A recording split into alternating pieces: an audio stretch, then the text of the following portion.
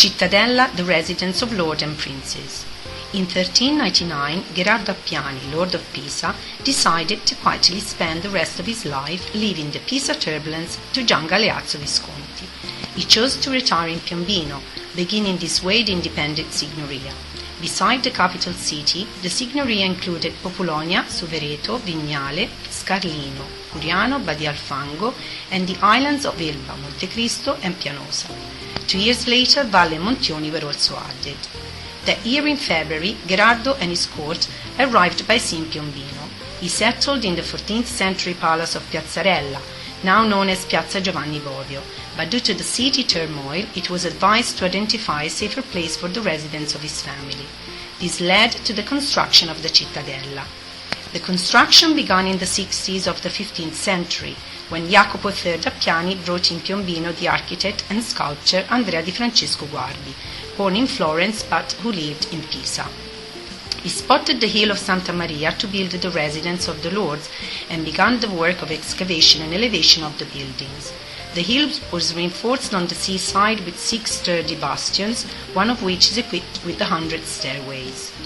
Then the architect conceived the mansion as a scenario that opened onto a square-shaped square with 5 scenes. The first was the mansion, unfortunately destroyed in 1959. Then the garden, the courtiers' palace, the chapel, and the fundamental tank for water supply.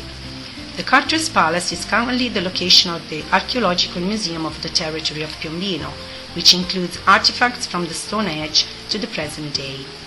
The tank, with its well curb, is a precious relic of the 15th century, as stated by the date 1465 engraved in the east side. In the remaining 3 panels are carved the commissioners' profiles: Jacopo III Appiani, his wife Battistina Campofregoso, his son and future Lord Jacopo IV. The chapel is a true Renaissance gem, which facade recalls the perspective of Leon Battista Alberti, with whom Guardi worked to the Malatesta temple in Rimini. There are some Gothic elements such as the rose window and the wave patterns at the gable peak. The interior of the chapel has undergone some changes that altered the original appearance. In the 18th century, the wooden truss was replaced by a vault. Then Elisa Bonaparte Baciocchi, last princess of Piombino, brought from Lucca in 1910 a 16th century altar that took the place of the original one and the altar shovel of Guardi. The 2 marble Plutuses are instead the original ones and are now leaning against the walls. They divided the space of the small temple into 2 parts, limiting depth of the Ephesians. In the Plutus are carved the emblems of the Aragon Appiano and the vase with acanthus leaves. At the center is a polychrome glazed terracotta by Benedetto Buglioni from the early 16th century, depicting the bust of the Madonna and Child.